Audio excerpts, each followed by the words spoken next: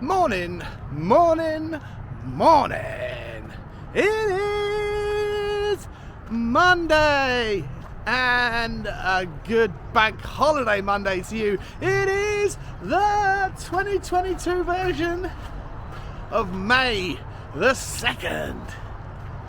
And you're back here with me, Sean Butler, at the Spurs Talk Show for another morning walk with Bugsy Malone. She's right there. She's right there. How's everybody doing? How's everybody doing? Tell you what, I'm not doing too good today, guys. I'm not. I had to drop off of a stream yesterday after the game, straight after the game.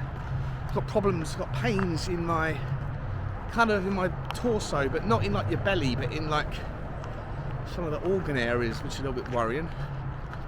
Somewhat some chest pains and some liver pains and kidney pains and all sorts of pains around those areas of your body where pains equal panic.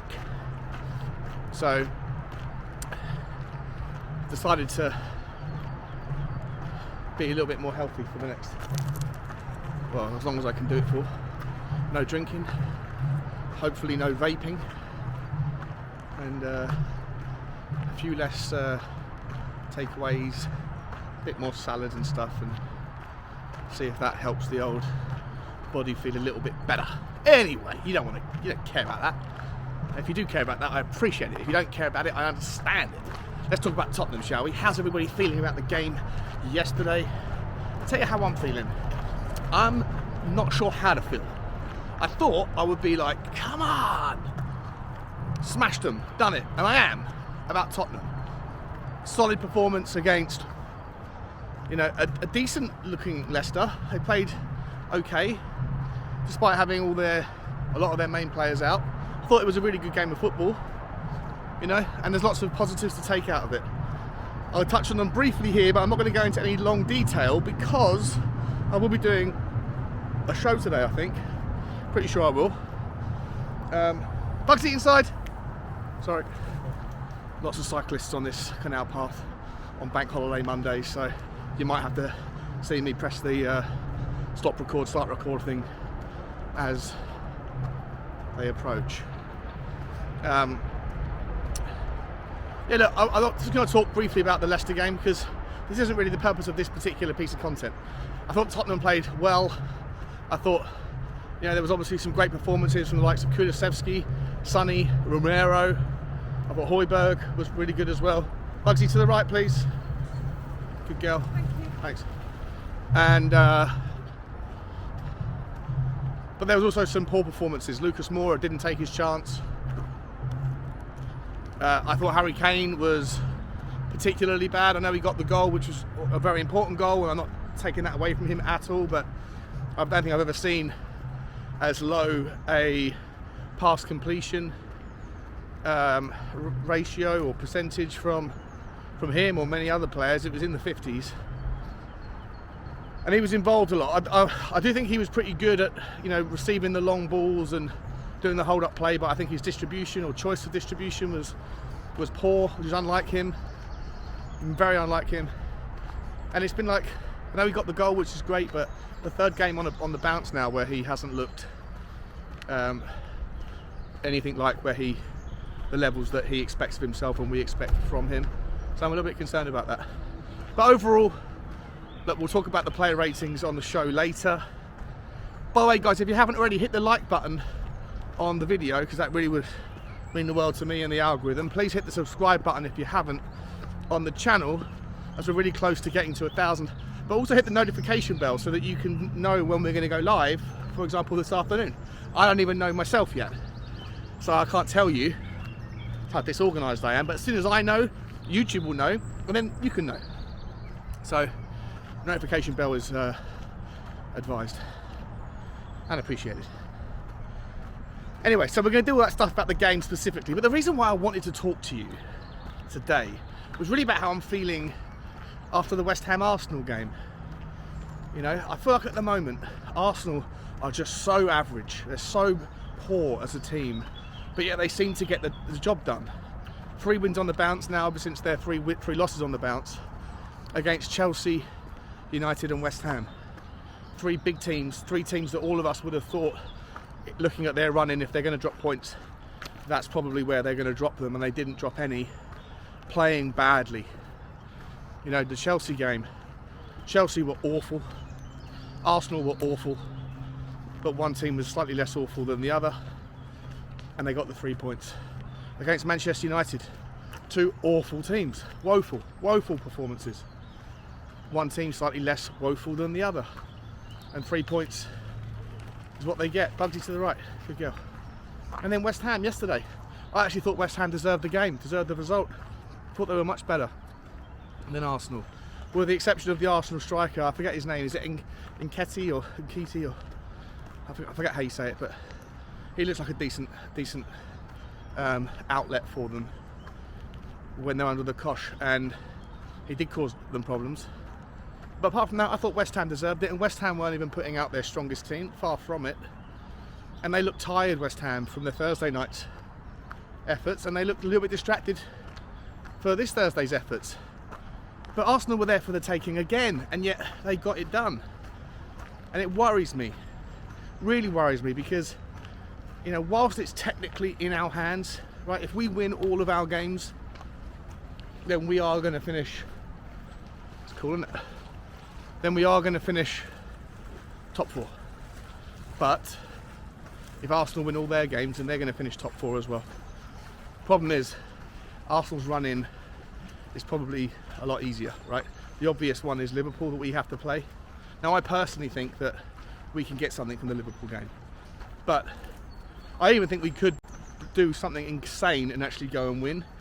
When you think back to the White Hart Lane game or the Tottenham Hotspur Stadium fixture earlier in the season, I think it was in early December, in November, and we drew 2-2. You know, we could have had 6 or 7 goals that game. You know, there was a few players that didn't have their shooting boots on. Sonny didn't particularly. Dele Alli. You know, none of those players. If any of those players put those chances away, then we take 3 points from Liverpool. You know, and the other thing to remember is that, you know, Liverpool are part of that pack of teams who don't care what team they're playing against. They're going to play their football and trust that their football will outperform the other team's football any given Sunday or any given Saturday. And that suits Tottenham, just like Manchester City do the same. You know, Leeds do the same. It suits Tottenham to play against those sorts of outfits because you can do the counter-attack, and it allows our best assets, our counter-attack and our speed and our clinical guys up top to be able to get more of the ball on the counter-attack, you know, and go from there. So I think that if Tottenham, well, I think Tottenham you will see the best version of Tottenham on the weekend. You will. Whether it's enough, who knows? Liverpool haven't lost at home, I don't think, this season. I don't think they've ever lost at home when Virgil van Dijk is in the team, right? So they're a different outfit away from home as they are at home. But there's a few teams that have given Liverpool troubles this season. Brentford did, for example. So, you know, what we are capable of getting a result. But I wouldn't say that a victory is the likely one. It's obviously the most unlikely result. And a draw or a loss doesn't help us at all. If we lose the game, then we go into, and let's presume Arsenal beat their next fixture, which I believe is Leeds United, then they're, you know, for the first time in 3 games, they'll probably be the favourites for that game. And maybe that means that they'll drop points, who knows. Very unpredictable, but you'd imagine that they would get the 3 points. And if we lose, then Arsenal goes into the North London derby with a 5-point advantage over us. So then, if we lose the North London derby, it's obviously done. If we draw, it's done. If we win, they're still 2 points ahead, and so we still need to go and find victories against Burnley. Bugsy, right. Sorry, mate. We still need to find victories against Burnley, which won't be easy, and Norwich, and hope that Newcastle don't do us a favour, or Everton do us a favour. Now, you know, what makes those results more likely is if Everton are still in the race to stay in the Premiership. But they've got 4. That's the last game of the season for them, so they still have I think, 4 games before that game, and they're 3 points off the 17th spot. So if they drop points in those games before the Arsenal game, they could be done and dusted by then. Let's hope that's not the case. They did put in a great performance against Chelsea yesterday, and they got the victory, which was, very unusual, and no one saw that coming. So I'm open to the idea that there's lots more twists and turns in the season yet to come. Very much open to it. I'm actually a proponent of that concept. I don't think this is done. I don't think that we'll see all of the predicted results that we would expect to see. I think there'll always be some sort of upset, and it could come from both Tottenham and Arsenal's opponents. But Bugsy, come here, Bubba. But basically, I think it's more in Arsenal's hands than it is in ours. Even if we do win the North London derby, which I hope we will, but North London derby, anything can happen.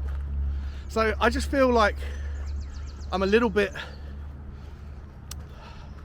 subdued I don't know what the word would be, subdued? I guess I am subdued. I'm even a little bit feeling a little bit forlorn, a little bit disappointed, because I was kind of expecting West Ham to get a result yesterday and they didn't, and now I just have this impression of Arsenal, of someone who gets the job done despite being awful, yet it takes Tottenham to be on their game to get the job done, and Tottenham can't be anything other than on their game, and if we're not, we drop points like Brentford and Brighton. So